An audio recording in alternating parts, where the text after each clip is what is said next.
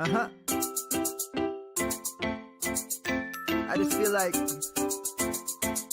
I've been around the block, ripping up fantasy stock, working around the clock.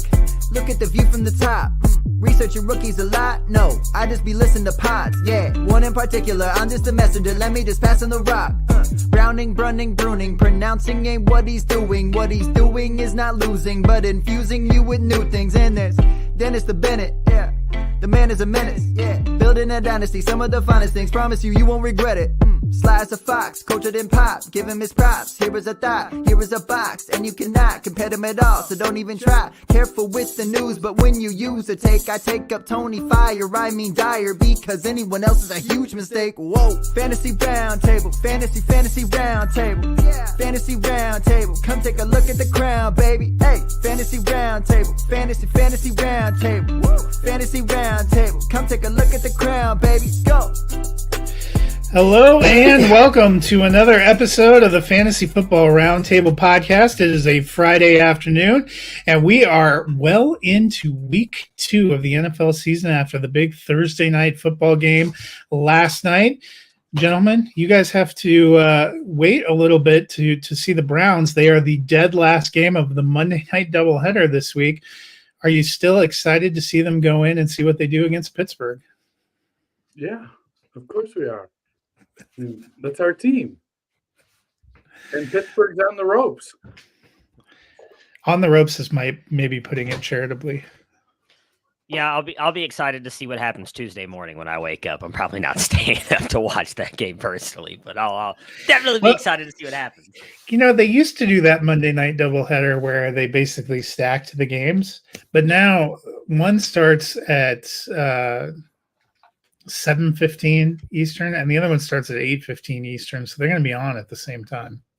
Yeah, I guess that's not too bad. It's in the regular Monday night football slot, so I mean, it's not like those Broncos kickoffs where I had to wait until midnight Colorado time just to watch them choke it away against the Raiders. Yeah, that's true. I've just gotten used to going to bed really early lately, so it's kind of, it's nice. That's why God made DVRs. Well, I don't know if you stayed up to watch last night's slugfest, but the Eagles got a 34-28 victory over the Vikings. Vikings now 0-2 on the season, continuing to have some massive turnover issues. I will start with you, Matt. Is it time to worry about Alexander Mattison? This is 2 pretty games in a row. I told you to start this year, you should be worried about him. He's only had like a couple of good games when Dalvin Cook was out, and everybody just expected him to be Dalvin Cook. Dalvin Cook's a special running back. Alexander Mattison is not. I think you do have to be worried about him. We talked a lot about it. I know during the wide receiver episode as well. Like, this offense is going to be the passing game, and it's going to be JJ, who obviously had another fantastic night. TJ Hawkinson, and again, Jordan Addison had a pretty good day again. Like, I think those are the 3 people you want on this offense, obviously, outside of Kirk Cousins. I think Alexander Madison's going to end up being, at best, a like low end, like barely scraping by RB2, and I don't even know that he gets to that. He's a NFL running back. I'll put it that way. But he's not special in any way that I think he's a starting running back, so you have to roster him. I just don't think he's a guy you want to count on. Yeah, and to be fair, their line is not in good shape. I mean, but they're not giving anybody else the ball. I mean, for all the Ty Chandler love, they're not giving him the ball. I think Madison he's one of those guys that if you're a contender, you go and try to buy him for a late second round pick to be your RB4, gives yourself a nice depth piece to make a run. I think we're overreacting a little bit. No, he's not that dude. I get it. He's not. He was never going to put up Dalvin Cook numbers. And people that thought he would were just deluding themselves. But I think you're at the point now where you may be able to get him cheap, and the team is going to come around, and he's still going to be the lead dog there. And there's there's some value in that. On the flip side, Dennis, we saw DeAndre Swift have a pretty big featured role and made quite a bit of it.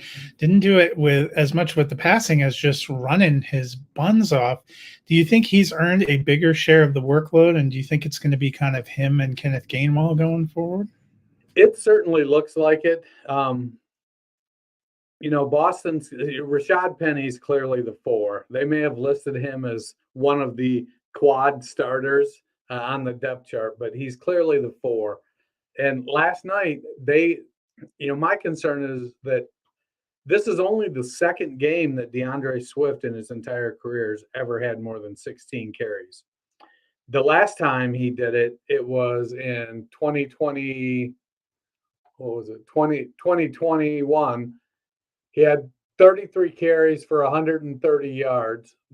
The next week, he had 14 carries for 136. And then he had 3 carries and missed 4 games. And so it feels to me like, if you roster Rashad Penny, Kenneth Gainwell's banged up. It feels like DeAndre Swift is about 2 games away from, missing some time too, based on his history with injuries. He looked great. In our roundtable redraft league, my son drafted him as his first running back. So I was extremely happy for Cole, except the part where Jalen Hurts vultured 2 touchdowns from him. It should be like hockey. Like Swift should get like 3 points for pushing him, right? I mean, the secondary assist kind of thing. But that very efficient passing game. Devontae Smith is just blowing by people. I know they're making a lot about A.J. Brown's little blow up, but the thing is that Brown, I get being frustrated. He caught a touchdown pass, called back because of a penalty. The very next play, they probably could have called interference in the end zone on it and probably should have. But they've got 2 phenomenal wide receivers, and I could not have been more wrong about the durability of Devonta Smith. So far, anyway. Yeah. Well, the Eagles are 2-0. The Vikings are 0-2. Who else will move to 2-0 and 0-2? Let us look at the rest of the week 2 slate, already up to the second week. And the first game, early game, an interesting one. A couple of 1-0 teams, the Green Bay Packers, who are 1-0 after beating the Bears, head into battle the Atlanta Falcons, who are 1-0 after topping the Carolina Panthers. Matt, how do you feel about Aaron Jones and A.J. Dillon this week? Aaron Jones, questionable, officially questionable. It was looking grimmer earlier in the week. Had a huge week last week. Not much out of A.J. Dillon. Do you think it evens out a little bit more in Atlanta?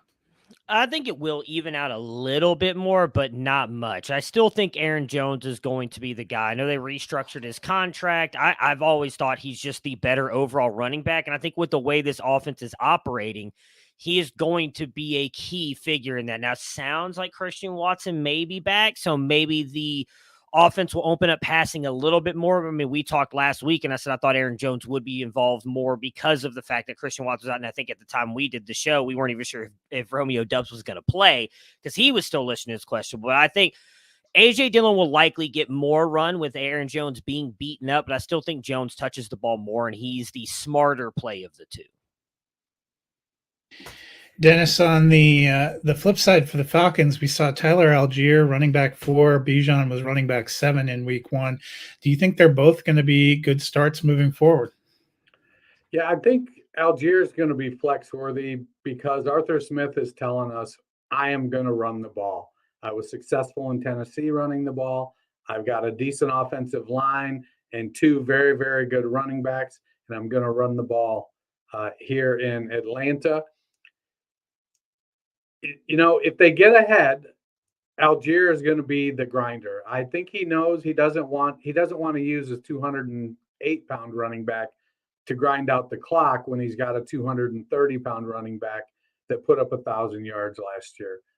I like Algier. I think there's going to be some frustrating weeks in part because I do think the passing game will come around, but I don't know that it ever has a high volume. You're hoping right now to get over 25 pass attempts. What did he do last week? 18.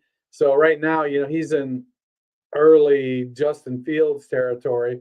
But I mean, he completed 11 of 15, so the completion percentage was good. I think Algier, I don't know that he puts up 1,000-yard season again, but I do think he's somebody you can start consistently as a flex player. I am taking the Falcons in this one. I'm going Packers. I am taking the Falcons as well. Next up on the docket, the Las Vegas Raiders, who are 1-0, travel to the Buffalo Bills, who are 0-1. Matt, Josh Jacobs, a little bit of a slow start last week. We thought he might. He finished as running back 32, not terrible. Jacoby Myers has been officially ruled out. They're in Buffalo. We saw the Jets have some success running the ball last week. Do you expect a bigger week from Jacobs? Absolutely. I mean, we talked about it last week. He's coming back, first time playing football, didn't play any of the preseason games, wasn't really doing much in training camp because of the holdout. He's still got 19 carries. Obviously, the 48 yards was not great. You would have wanted more from that. But as you just mentioned, we saw Breece Hall carving up this defense last week. I don't know that he has a Breece Hall type game, but I wouldn't be surprised if he gets you 60, 70 yards and a touchdown. That's all you need out of him. He's an easy start for me this week.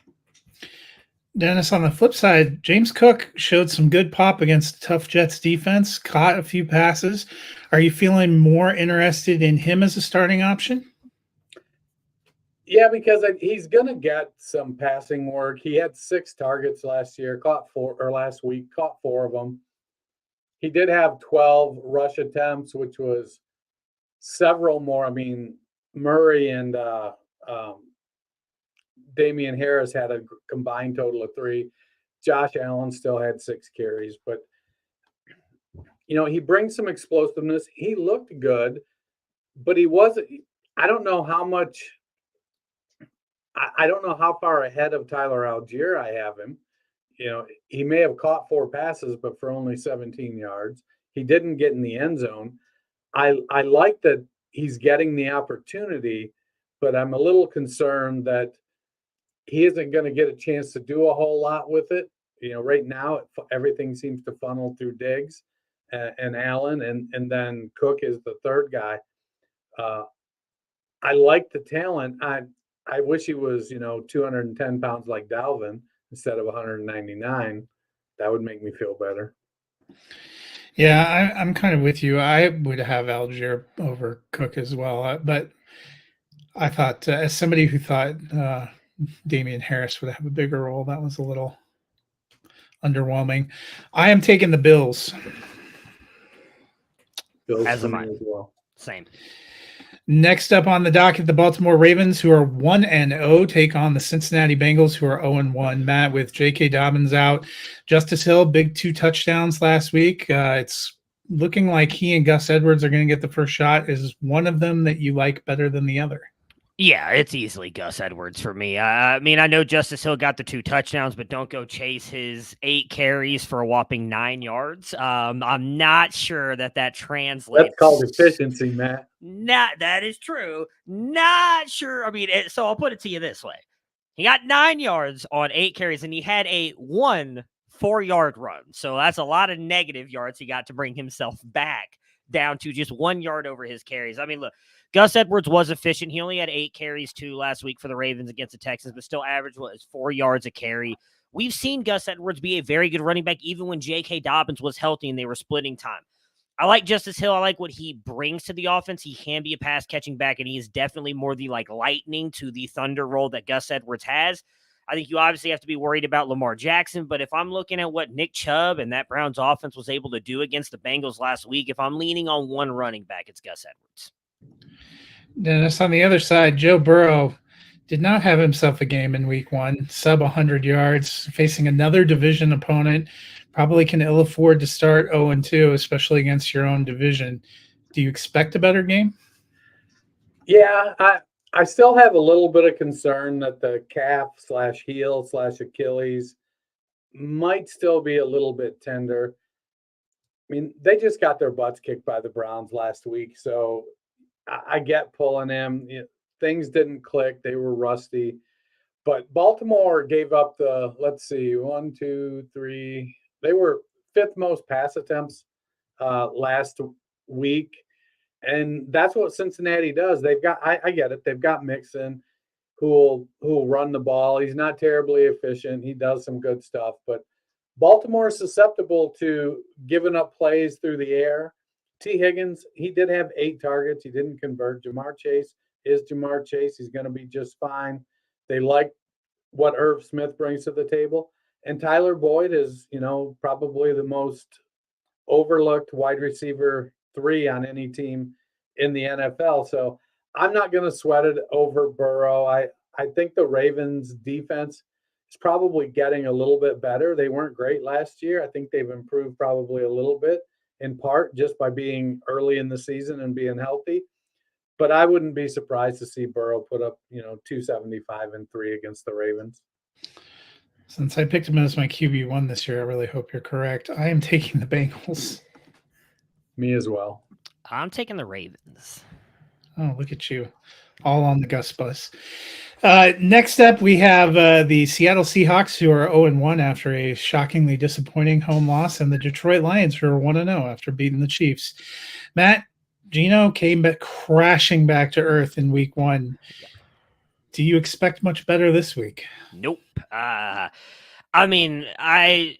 Full transparency, didn't get a chance to watch a lot of this game between the Seahawks and Rams last week, but the parts that I saw looked like Aaron Donald was just destroying this offensive line. While Aaron Donald is obviously a Hall of Fame player, arguably one of, if you want to say, the best defensive player still in the league, I'm not going to argue with it. Dude's amazing. And while the Lions don't necessarily have that one player, they have a good defense. I'll be intrigued to see what Geno is able to do with these wide receivers. Mahomes didn't necessarily have a great game last week, but he doesn't have at least the wide receivers that Geno has on the outside in DK Metcalf, Tyler Lockett. JSN even I thought looked a little bit good in that game from the times that I saw him. I think this is going to be a good game. I expect Geno to be able to pass for more than 112 yards. But I don't think he's going to go out there and have a great game like he was doing consistently last year. I think we might be seeing the return of Geno Smith. Return of the what? Well, Jets fans can in the morning watch Geno jet out, and then later in the day they can watch Zach Wilson jet out, and they'll just be like, hey, it's good times. Didn't I just see this? Yeah, didn't I just watch Didn't I just watch this? Dennis, on the other side, Jahmyr Gibbs, we all have a lot of high expectations or hopes for him. He was a little bit on, seemed like a touch count there in the first game. They said they're going to continue to get him more active. Are you expecting another step up this week? Yeah, I think it'll be a little better split. I think part of the thing that happened last week is the Lions found themselves in the position to run out the clock and keep the ball away from David Montgomery, from Patrick Mahomes. Montgomery wasn't really efficient, only 3.5 yards per carry, but he did get in the end zone. He did all of the things you want from your grinder back. He fulfilled the Jamal Williams role very, very well. I think this week we're going to get an opportunity to see Gibbs touch the ball a little more. He had 7 carries and 2 targets last week. You don't spend the 12th pick in the draft on somebody to give them 9 touches, but you also, I don't think you want to force the ball to a 199-pound running back either. You want to put him in position where he can make plays. I like him. He's probably more in the flex range for me. I think he's probably somewhere between, probably running back, 30 to 15. So he does have some, maybe probably 30 to 18.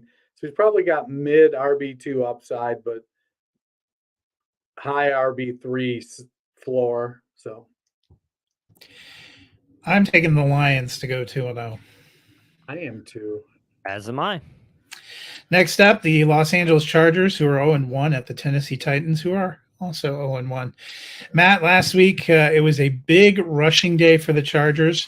The Titans were able to hold Jamal Williams down for the Saints in week 1. Austin Eckler doubtful, likely to miss. Do you like Joshua Kelly as an RB2? Do you have any concerns? I do have some concerns. That defense, I got to watch a decent amount of that game. They did do a really good job against that New Orleans offense. I think the big difference between these two, though, will be is Derek Carr, like he had some good moments in that game, but I don't think the defense was necessarily respecting him. I think you very much have to respect Justin Herbert in this passing game, which will then, in effect, I think, open holes for Josh Kelly. I don't expect him to do what Austin Eckler did last week. I know Kelly had a good day. I know they split carries right down the middle with 16, but he didn't get any kind of receptions, and I don't think he will. I don't think he's going to get the kind of receptions and yards that Austin Eckler did, which is why I do think he will end up being an RB2 because he's going to be, I think, the main ball carrier for the Chargers. And Kellen Moore, as we saw throughout his entire time in Dallas, he does like to get the running game going. So I think Josh Kelly will be a focal point at times for them. Dennis, on the flip side, the Titans passing game was a bit of a mess last week, but the Chargers allowed quite a bit of air yardage to the Dolphins. You know, DeAndre Hopkins dominated targets, was about the only kind of startable player last week for the Titans. Do you have any other Titans pass catchers you're moderately interested in this week? Well, amazingly enough, Nick Westbrook-Akini had some crazy, I think he had like 7 or 9 targets. I don't think there's anybody else, but the challenge is that I think Hopkins is on the injury report. I think he missed practice today. So there's a chance he might not play. So then it's back to Burks and Akine and Chigo Okonkwo. That makes me nervous with Tannehill coming off a 3 interception game. They're probably going to be playing from behind, and Tannehill is going to be getting a lot of pressure. Unless Derrick Henry can make a difference, then it's going to end up being a game much like last week, and you're going to want to probably avoid starting any Tennessee Titans. Yes, Hopkins officially questionable. We shall see. They're listing it as an ankle injury. I'm taking the Chargers regardless. As Me mine. as well. All right. Well, next up on the docket, the 0-1 Chicago Bears traveled to play the surprisingly 1-0 Tampa Bay Buccaneers. Matt, for Chicago, they essentially traded the number 1 overall pick to be able to get DJ Moore and some other pieces. You expected him to have some kind of an impact on the passing game. Only had 2 targets, caught them both. Not huge impact last week, but obviously we saw Tampa Bay give up quite a bit in the passing game to Jefferson, Addison, some players last week. Do you have higher hopes for more this week? I mean, they can't get much lower. 2 catches. I guess he could get 0. I don't think that's going to happen. Now, you mentioned the Buccaneers definitely looked a little bit exposed on defense last week. Granted, you know, Justin Jefferson, Jordan Addison, TJ Hawkinson, a pretty damn good trio to have on a team. I do think that DJ Moore is eventually going to take over as the wide receiver 1 on this team. Don't get me wrong. I love Darnell Mooney. I think he's a really good wide receiver 2 for a team. Obviously, he was the 1 for them last week. I just think it's going to take time for him and Justin Fields to kind of connect. And I mean, when I say them, DJ Moore and Justin Fields, I don't know that he has a massive game this week. I kind of hope because, Jordan Addison actually had a pretty good game for them last week, 62 yards and a touchdown against this Buccaneers defense. I wouldn't be surprised if we see that same thing from DJ Moore this week, but I think it's going to take time for him to really take over and be the 1 in this offense. Dennis, for the Buccaneers, they got a win last week. Rachaad White appeared to be the main guy in the backfield, didn't have spectacular numbers. How are you feeling about him among your fantasy options? Well, Rachaad White and his 2.3 yards per carry made Sean Tucker's 3.0 yards per carry look absolutely fabulous. That was always the concern for White this year. We felt like he was going to get volume, and you want your backs to get volume. But he was not very efficient last year. And they didn't really improve their offensive line. If anything, it may have gotten worse. He was 22nd in yards before contact. 0.65 yards before he was getting hit, of all running backs with more than 12 carries. I mean, the defense was like in the backfield. He just couldn't get anything going. So it makes sense. He dominated the touches, and he's going to get opportunities. I just feel like Tampa is going to be a bad team, and until he starts to get, 6 to 8 targets a game, he's going to be hard to. I mean, I'd rather start Madison. That's saying something. I'm taking the Buccaneers at home. I'm taking the Bears. I'm taking the Bears also. Never Baker Mayfield. Never Baker Mayfield. You know what? He won last week in Minnesota. He wins a couple games a year. So next up, the Kansas City Chiefs, 0-1, head to battle the Jacksonville Jaguars, who beat the Colts last week to go to 1-0. Matt, Travis Kelce looks like he's going to play, but it was a house of horrors for Chiefs wide receivers last week. Yeah. Is there any of them that you feel good about this week? Does Travis Kelce count? Because if he does, it's the only player on that offense I'm starting outside of Patrick Mahomes, and that's it. Now, I don't know how you can trust anybody on that offense. I think you need to see, I don't care if Sky Moore goes out there this week and catches 5 balls for 100 yards and 2 touchdowns. He better do it again in week 3 and week 4 before I'm actually willing to start him. This offense is Travis Kelce and nobody else. Dennis, on the other side, we saw Calvin Ridley have a coming out party in week 1. Zay Jones looked good. One of the guys who was great last year for them is tight end Evan Ingram, who they had franchise tagged and agreed to a bigger deal with. Is he kind of getting lost in the shuffle? Do you still feel good about him as a starting option at tight end? I do. He dominated the tight end opportunities. He was second on the team in routes ran. So he's out there and he's playing. Calvin Ridley is the new toy. Like, I get it. They got Christian Kirk last year, and he did a lot of really great things. But Christian Kirk isn't Calvin Ridley, and Calvin Ridley looked phenomenal. And, I was listening to Mike Dempsey on Football Diehards. Mike does a daily radio show in Jacksonville, and he does the Jacksonville Jaguars pregame show. He covers the Jaguars. And one of the things he was saying, that the reaction from people around the team were they couldn't believe how fast Calvin Ridley actually was. They were like, he was just clearly a level above everybody else they had. So they're going to feed him. It really put Christian Kirk in a bad spot last week. Ingram wasn't very effective, but he was out there. All the underlying metrics for him say that he's going to produce routes run, opportunities. He's going to, once they kind of settle into the routine, teams play so few starters in preseason that the first 3 or 4 weeks, it takes us that long to really figure out what the teams are doing. And I'm not too worried about Ingram, but he's probably at best his ceiling's probably tight end 10.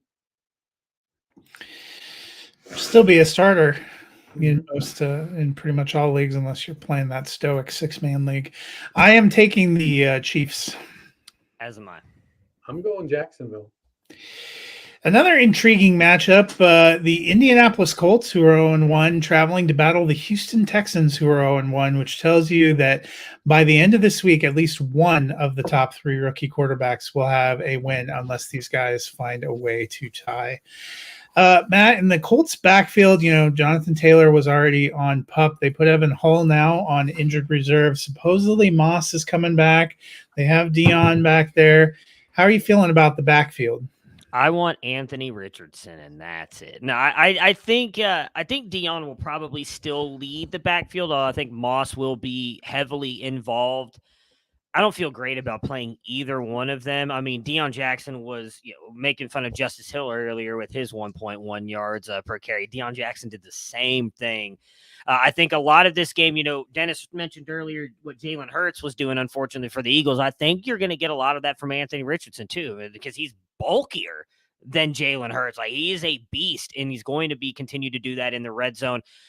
If you've got anybody else, I'm probably avoiding this backfield until we get it figured out. Because if you start Deion Jackson, you're really going to be good with what did he get you? 4 points last week, if that? I don't even think he got you that. I think he got you 1.4 points. I don't even remember how many yards he got, but it was horrible.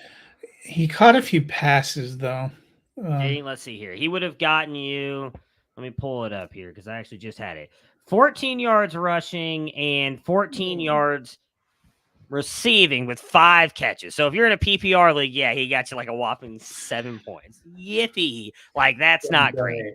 Yeah, 7.8. Hey, so every point counts. That is very true. I lost by less For than somebody point. Who lost by 0.32 points in Scott Fishbowl, I'm going to take those 7.8. I lost by less than a point as well in Scott Fishbowl, so I understand. But yeah, I just right now, if you have a better option, I'm trying to avoid Deion Jackson or Zach Moss because I do think Moss will somehow get involved, and that's probably going to nuke both of their values. Because it's hard to tell, but I feel like Houston actually did a fairly good job against the run with the Ravens last week. And they ran a decent amount, and none of those guys got a ton of yards. Lamar was their best rusher on the day with 32 yards, and I didn't watch every snap of that game, but it really looked like they did a good job against Dobbins and Edwards at times. And I don't think it's unfair to say Deion Jackson and Zach Moss are not necessarily in the same talent group of a J.K. Dobbins and Gus Edwards.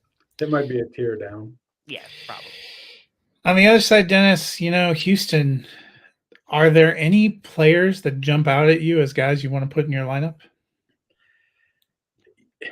So I have mixed emotions on C.J. Stroud as a super. I'm pretty comfortable starting him as a super flex quarterback.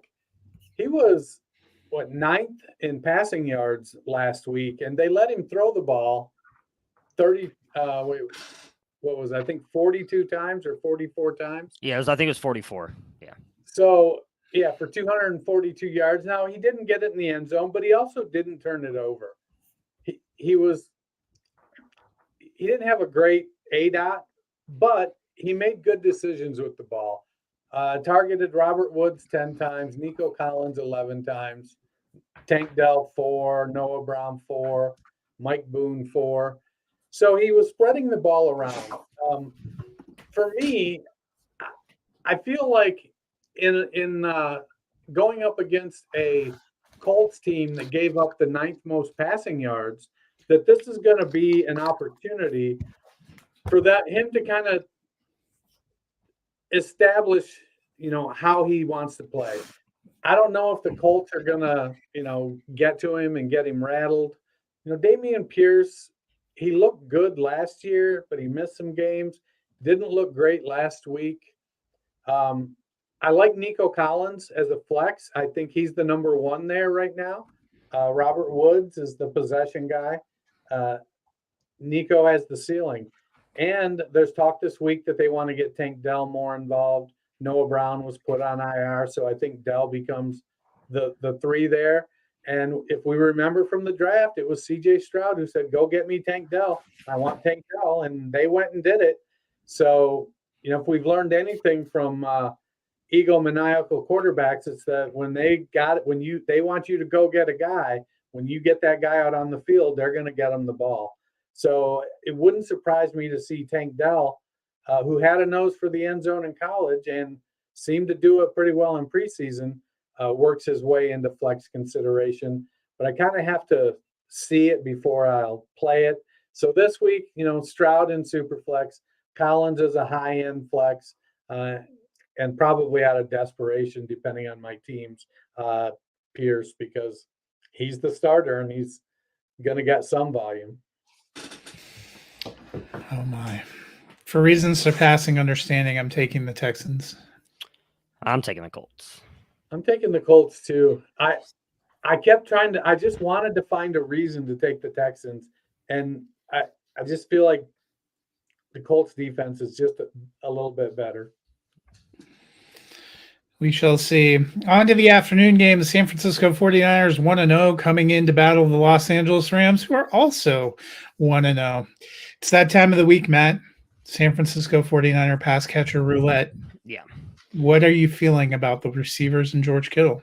Man, I think you have to play all of them. I really do. I mean, I like the Steelers defense. I think they're better than what they showed, but Brandon Ayuk got 8 targets. Debo got 7. Kittle got 6. I think that's probably what they're going to get. And I think Dennis mentioned this on Monday. Like, unfortunately, it's going to be 1.5 of them are going to work out for you every week. So one of them's going to blow up. The other one's going to be startable. And the other one's, unfortunately, you're going to be cursing at yourself that you started them. I think, if I'm being honest, more often than not, I think that's going to end up being George Kittle, unfortunately. I think they're going to continue to use Brandon Ayuk and Debo heavily. So I think you start all 3 of them. Chances are you probably have a better option at tight end. I have multiple teams where I have, honestly, Evan Ingram and George Kittle. I'm probably starting Evan Ingram in hopes that he at least does something. George Kittle only got you like 5 points last week. I think Evan Ingram can do better than that, but I think you honestly have to start all 3 of them every single week because you just don't know which one's really going to blow up. My problem is I inherited an orphan that has all 3 of them. Play all 3, baby. You're going to get points for 2 of them. Last week, I told you I thought it was Debo. I took Kittle out and put Cam Akers in. All right, no, I took Ayuk out and put Cam Akers in. Not this week. If it makes you feel any better, not that it's the same thing, but I pulled DeAndre Swift out of my flex spot in a big league this week to put Tyler Lockett in because I didn't think Swift was going to get run again, and I had hurt when I saw that he scored 27 points last night. Dennis, for the Rams, last week's darling Puka Nacua now has an oblique injury. He's officially questionable. If he plays, are you starting him? If he doesn't play, is there a receiver you like? If he plays, I think you do start him. He could be, the next Kevin Ogletree, and, we've seen it all. But he could also be the next Cooper Kupp. Now, he doesn't quite have the draft capital that Cooper Kupp did, and that's really the big argument against him. But he seemed to have a feel for knowing where to sit down in the zone and do the things that allowed him to get open. And, I mean, San Francisco gave up the 8th most passing yards last week, despite them whooping Pittsburgh like they did. If he doesn't start, I just can't go there with Tutu Atwell. I mean, I just can't, which means that I would still start Higbee. I think Higbee is going to get volume.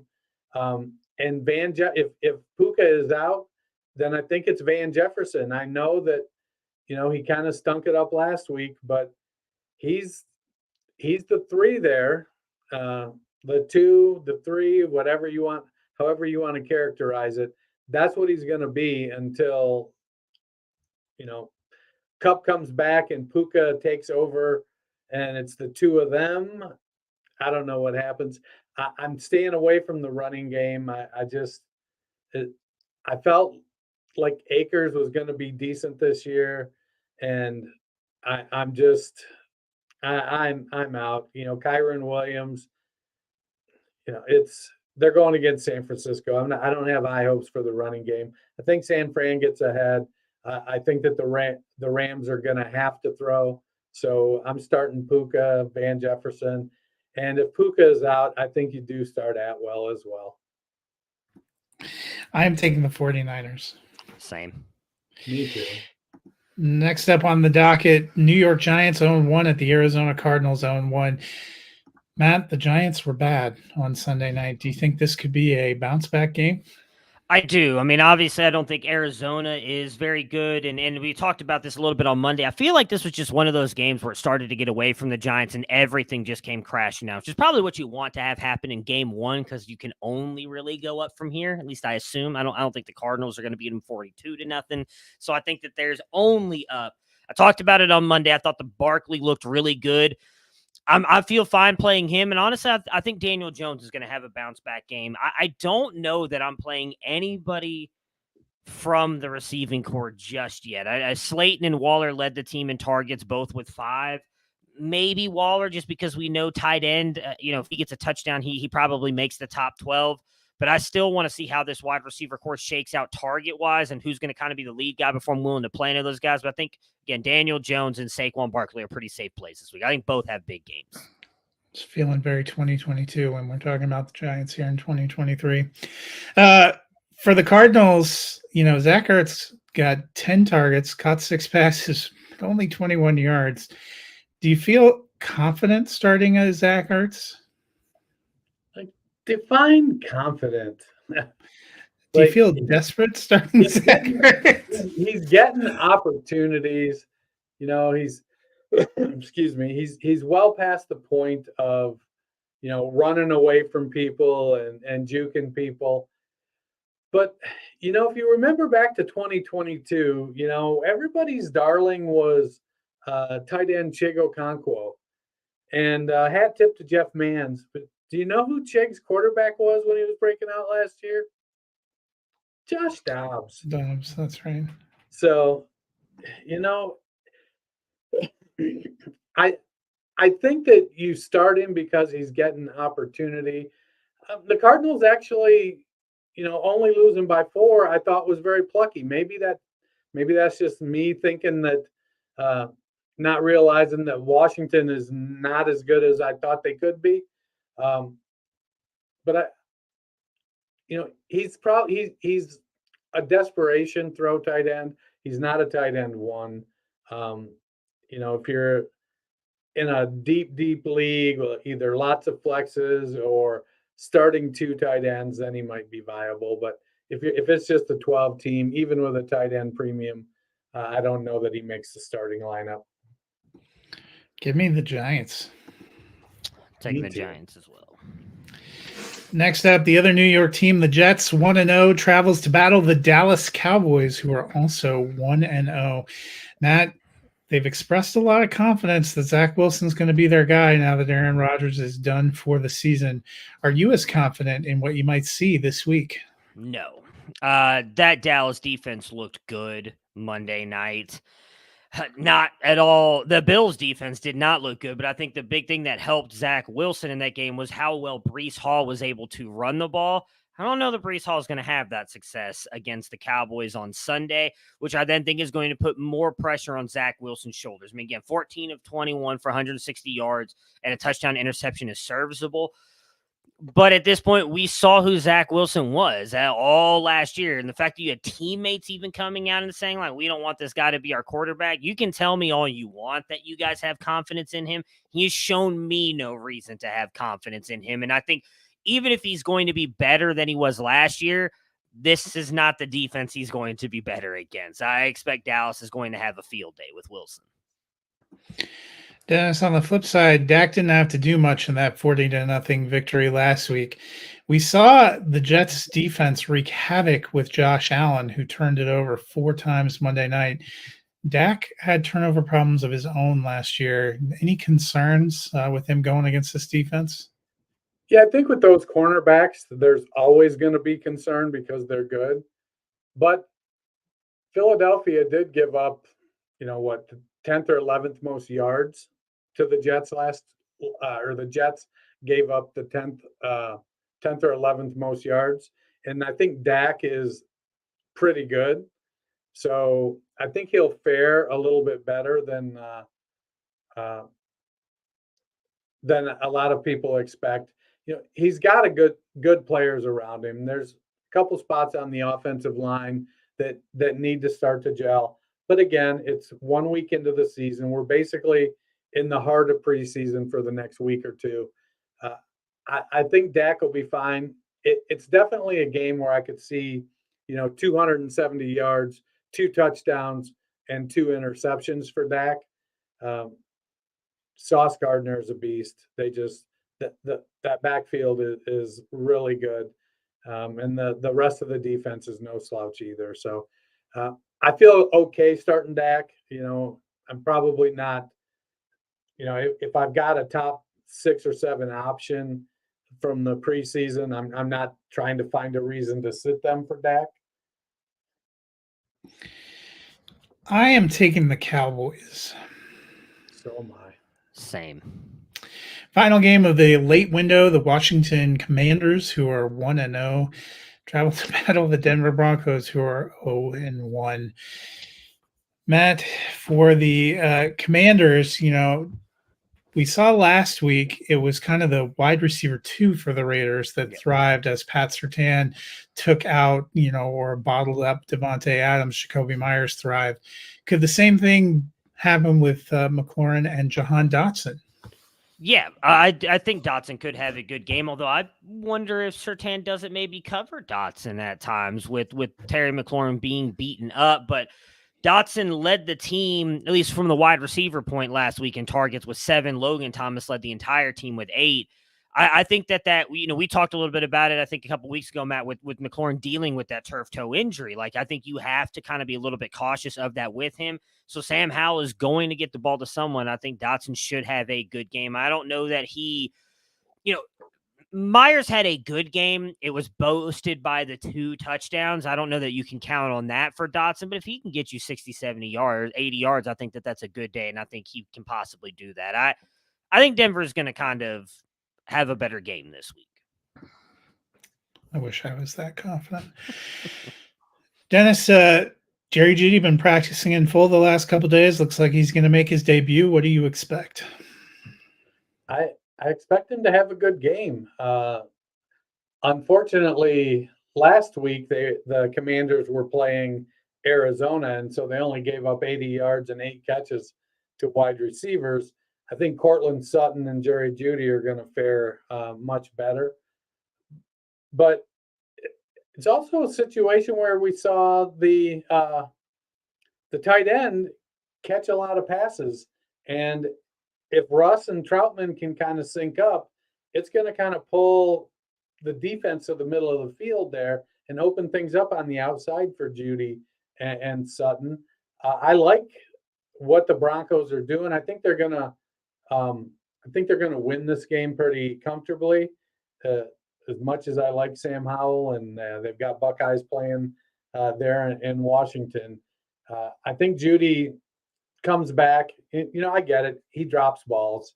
Okay. Drops don't matter. He catches plenty of them too. So if I have Jeudy, I'm pretty comfortable starting him as my wide receiver too. I am taking the Broncos. So am I. Same. I wish I knew how to quit you, Denver. Sunday Night Football is a battle of the AFC East. The 1-0 Miami Dolphins head to battle the 0-1 New England Patriots.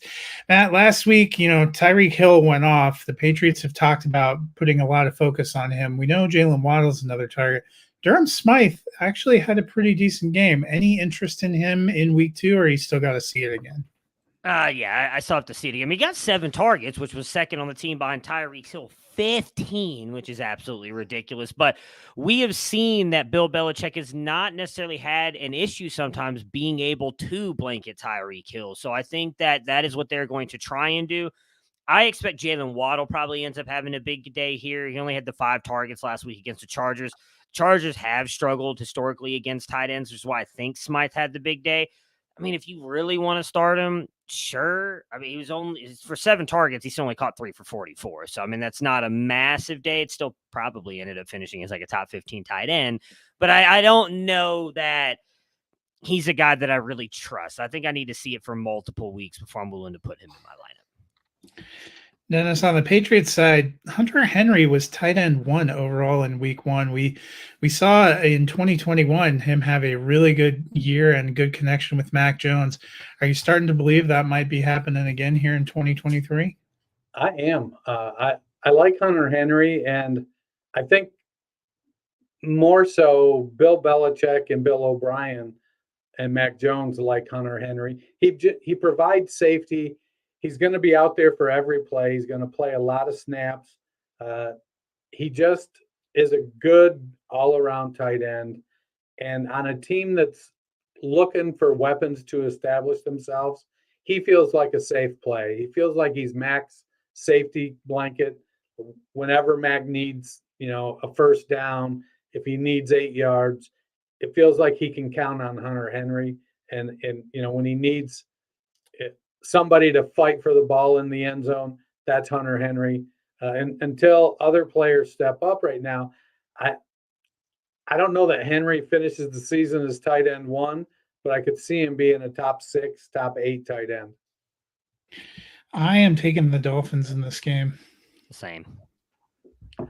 Make it 3. Monday night, we get a Monday night doubleheader this week. The first of the games, which kicks off at 7:15 Eastern, is the 1-0 New Orleans Saints at the 0-1 Carolina Panthers. Matt, last week, Rashid Shaheed looked pretty good, seemed to have some of the confidence of Derek Carr. Do you like him this week? I mean, I think you have to, at least as a flex play. I mean, he was third on the team in targets behind Chris Olave and Michael Thomas, but they did get him rushing attempts as well. I think that they're going to continue using him that way. I obviously the touchdown, he was average 17.8 yards a catch. He was their deep threat. Tennessee's defense, in my opinion, is not great, and it's hard to tell how good the Panthers defense was because Desmond Ridder wasn't exactly good last week. So it's hard to tell, is that more Desmond Ridder is not good or is the Panthers defense good? I think it's going to be an interesting test for the Saints, but I just don't think you have, unless you have an absolutely stacked team. I think Rashid Shaheed, that is really difficult to say. Rashid Shaheed is at least worthy of a flex start. Dennis, on the flip side, Hayden Hurst was leader in targets, had a good game. We didn't get a great feel for Carolina's receivers. Looks like DJ Chark is trending toward being able to play. There's him, there's Thielen, there's Mingo. Is there any receiver that you kind of trust for the Panthers? No, there's not. I mean, it's not 2017. I'm not trusting DJ Chark. I'm not trusting Adam Thielen. It just feels like a team that has to find its way. And along the way for 2023, you're not going to be able to count on the receivers. I mean, Terrace Marshall led the receivers in targets, for gosh sakes. 2020 LSU, is that you? It's just I want Bryce Young to do well, despite, me liking CJ Stroud more. I'd like to see him be successful, and I just don't think it's going to be this year. 20 of 38 for 146 yards, 2 interceptions and a touchdown. It's not great, Bob. And I don't know that it gets better against the Saints. Not because the Saints are world beaters on defense, though I do love me some Pete Werner and Marshawn Lattimore. But it's a defense that makes plays when it needs to. And it's going to be a quarterback that's still trying to figure out the NFL. I think he's got the right coach in Frank Reich. I think they'll be fine. It looks to me like it's going to be a classic case of, weeks 12 through 17, they kind of start to gel, and they end up, winning 5 games on the year or something. But yeah, I'm going to try to avoid this receiving core as much as I like Jonathan Mingo. If we say Frank Reich's the right coach again, we may have to do a wellness checkup in Matt's corner. He's not. I saw you wince. I'm taking the Saints in this one. Me too.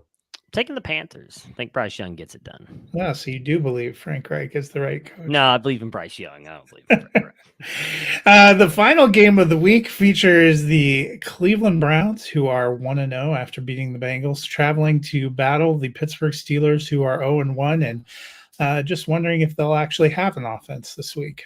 But Matt, for you with the Browns, we saw Jerome Ford get a lot of touches last week. We talked about him maybe being a low-end flex option. Are you feeling it this week? No. He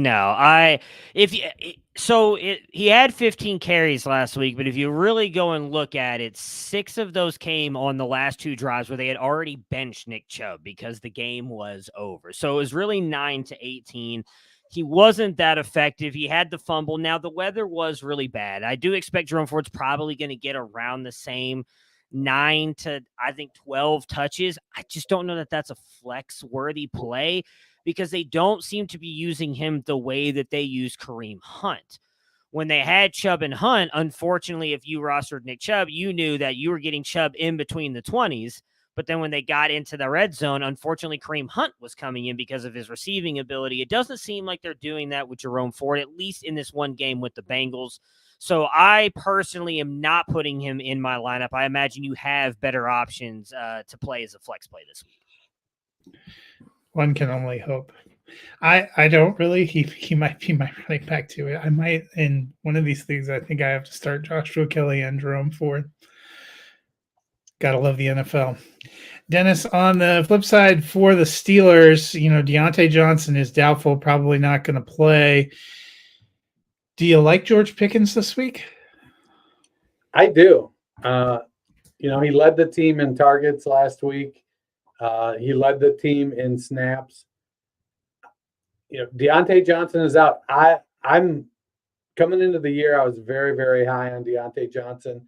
I wanted Johnson over Pickens. But it wasn't like it was a 25 wide receiver gap between the two of them. And if Johnson is out, Pickens is going to slide right to the top. And he makes plays. Can he, is he as effective of route runner, or is he effective at getting separation as Deontay Johnson?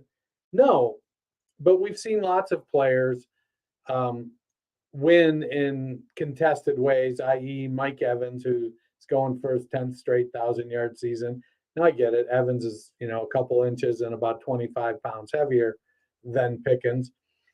But Pickens is going to be the number one. I think he's going to play well. The numbers for the Browns defensive backs are skewed because Burrow just had a terrible day. They only gave up 49 yards to wide receivers last week, the Browns. I don't think, and even as bad as Pittsburgh played last week against San Francisco, I think they're a good team. I think they just had a bad game, and it's unfortunate that they lost Deontay Johnson. But George Pickens is going to be the beneficiary, and I think I'm comfortably starting him as a wide receiver 2 this week. I am taking the Cleveland Browns. As am I. So am I. Well, that'll do it for the preview of week 2. Just 2 more sleeps until week 2 resumes on Sunday morning. Dennis, if people have sleepless nights the next 2 nights, what can they do to fill that time? They should go and download our entire history. Subscribe to us. Listen to all 650 episodes. That way you can give us a true and accurate rate. Okay, maybe not the first 100 or so. We were a little rough back then. But we've since improved greatly. Now go give us a follow, give us a download, subscribe, rate, review, and have some fun. Stick us in your ears while you're doing your year-end yard work. Stick us in your ears. What a good way to segue to the weekend. We will be back on Tuesday recapping all of the rest of the week 2 action. We will do our Thursday night pick, and we will give you an update on the Listener League. A lot of high hopes for some of us that we can pick up another win this week, or at least not shame ourselves. I blew all of my fab in the Listener League this week. First, I went $50 on Joshua Kelly, and then I went $50 on George Pickens because Trash Talker cut Pickens for some inexplicable reason and kept Kareem Hunt on her team. Let's hope you don't need to make any moves later in the season. I can't see how this could possibly go wrong for you. But we allow $0 bids. I hope you guys have a wonderful weekend. We will see you on Tuesday. And then I got